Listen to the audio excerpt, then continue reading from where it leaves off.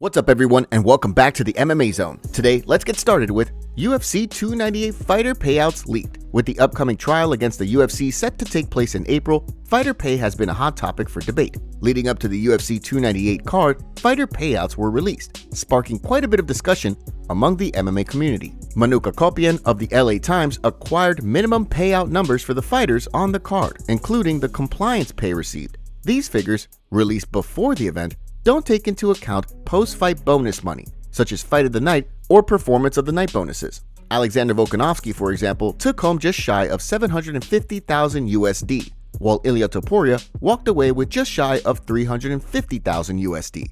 Robert Whittaker also made just shy of $300,000, while Paulo Costa took home just under $250,000 after signing his new contract. Mackenzie Dern also notably made a significant amount of money for her fight with Amanda Lemos, which saw her earn just shy of $200,000, while Garry came in at just under $55,000 despite the talks surrounding his fight. Former double champ Henry Cejudo notably walked away with just under $150,000 and what could have been his final fight, while his opponent, bantamweight #1 contender Merab Dvalishvili, walked away with just under $105,000. After an action-packed night of fights, Ilia Topuria, Anthony Hernandez, and Zhang Mingyang all walked away with $50,000 performance of the night bonuses, while Amanda Lemos and Mackenzie Dern walked away with $50,000 for their fight of the night. Next up, let's take a look at Ilia Topuria breaks silence on UFC 298 fight. After defeating Alexander Volkanovski, Ilia Topuria has broken his silence on the historic win,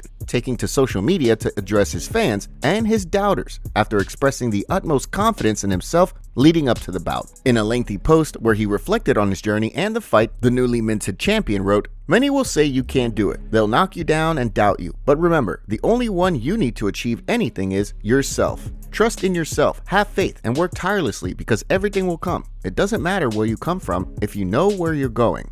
And what's in front of you is much more important than what's behind you. Never ever give up. Just stand up and fight. Thank you, Volk. You were a tough opponent who made me even better. It was an honor to share the octagon with you." Alexander Volkanovski also relayed a message to his fans in the wake of the loss, letting everyone know that he's doing okay, while also breaking down the fight in a video for his YouTube channel. I just thought I'd do a video to just let you know I'm all good, and obviously to talk about what happened last night. This is a crazy game we play. You can't win them all, you know. Sometimes you're the hammer, sometimes you're the nail. Last night I was the nail. I've been the hammer many times.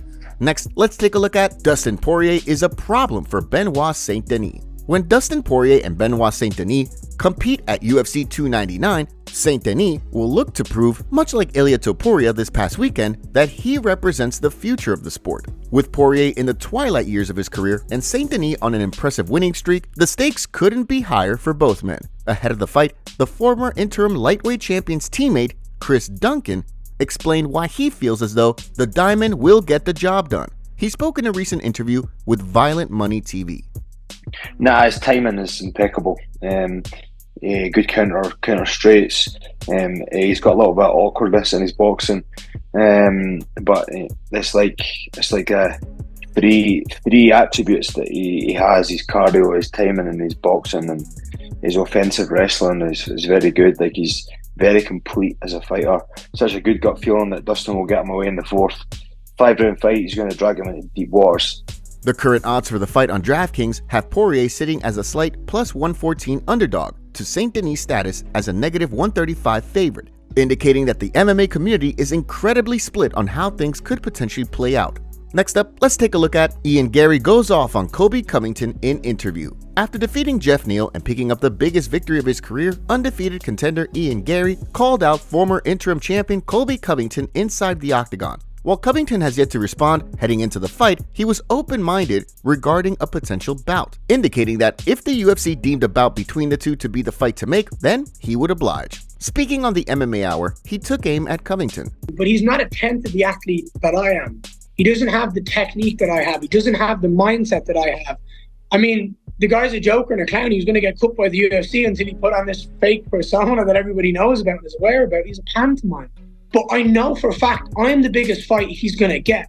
He's not going to fight a Newsman. He's not going to fight a Shavkat. He's not going to fight Bilal because they're all terrible matchups for him. I'm a striker at heart.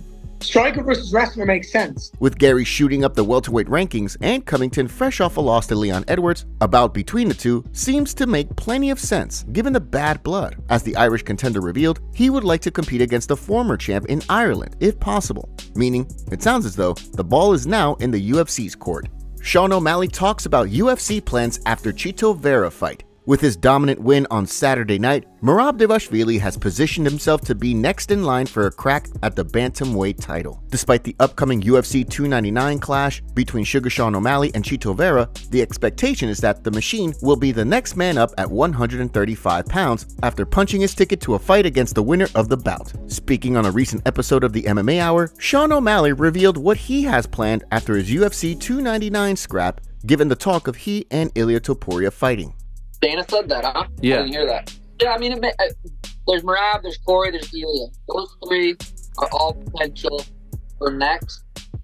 It's, again, I'm boom, laser focused, dialed, Chito, March 9th.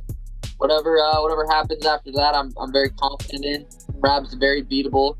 Henry about knocked him out. Marlon Moraes about knocked him out.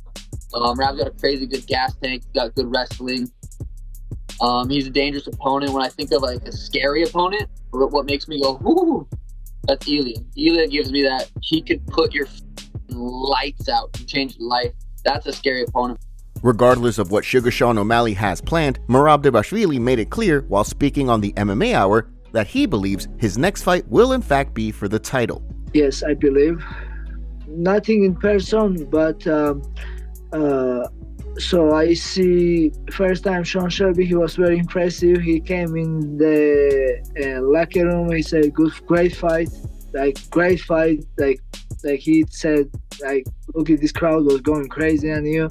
I'm like, thank you, sir. Thank you. So thank you so much for giving me another challenge to show everyone I am the next contender for the title. He said, let's go. And that was it. As Dvalishvili indicated, he'd also be down to be the backup fighter for UFC 299. Next, let's take a look at Merab Dvalishvili reveals shocking news. Merab the Machine Dvalishvili's legendary gas tank saw him progressively take control of his UFC 298 scrap with Henry Cejudo more and more as the bout went on. With the unique ability to weaponize his cardio through his pace and pressure, the Machine has become one of the most dominant fighters in the UFC. According to the bantamweight #1 contenders coach Ray Longo, Dvalishvili didn't complete 3 rounds at UFC 298. He actually completed 6. Speaking on the MMA Hour, Dvalishvili confirmed that he and his teammate, former bantamweight champion Aljamain Sterling, did in fact go 15 minutes in the locker room leading up to his fight as part of a warm-up. Yeah. That's how we warm it up. You know, I like to warm up good. But yeah, we are best friends, training partners, and we beat each other and make better each other. And then we are ready for anybody else. With cardio for days and elite grappling, the Machine has shown that he's a problem for anyone in the division, whether you're an Olympic wrestler like Henry Cejudo or you're an elite striker like Jose Aldo. With Aljamain Sterling set to compete in his featherweight debut at UFC 300, expect to see Dvalishvili in attendance for the event in Las Vegas. Next, let's take a look at Dan Hooker laughs at teammate Alex Volkanovski KO loss. After spending time helping Alexander Volkanovski train for his UFC 298 fight with Ilia Topuria, former middleweight champion Israel Adesanya had a viewing party for the pay-per-view card, where lightweight fan favorite Dan Hooker was in attendance. Footage released by Adesanya shows he and the rest of the room's reaction when El Matador knocked out Volkanovski, and much to the surprise of fans, Dan Hooker can be seen in the background laughing and leaving many fans wondering as to what he found so funny. The UFC 300 main event could be in jeopardy after Dana White came out and said that Jamal Hill could still be injured after he tore his Achilles. I don't know. It's going to be. I'm friends with Kelsey Plum. Do you know who she is from WNBA? She had the same injury. She came back and won MVP and won a national title. And he's been going to the PI. She recovered from that injury at the PI. So hopefully he's good. This could mean that the UFC 300 main event could get cancelled any day if the injury has not healed properly in Jamal Hill's camp. Dana White and the UFC send a warning to fighters over the Mexico drug testing program. Federación de Artes Marciales Mixtas are the commission for MMA in Mexico, and they have different protocols than most fighters are used to. The UFC said to its fighters, zero presence of these medications in your system on weigh-in day and fight day, and showed a full list of substances banned in Mexico with no exceptions. Top comments. I cannot believe Costa vs. Whitaker lost fight of the night to Dern vs. Lemos. Sean and Rob should fight and Hamzat should fight Paulo or literally any other middleweight at this point. Holy. One word sums up the Ian Garry fight. Snore. Garry vs. Neal could have went either way, but to have two judges giving Garry 30-27 is just crazy. Also, Triple C should have never retired in his prime because he does not look the same. Make sure to leave a comment and you might get featured in our next video. Thanks for watching. If you enjoyed, make sure to subscribe and turn on notifications to never miss any MMA news. Check out our video from yesterday if you missed it. See you tomorrow.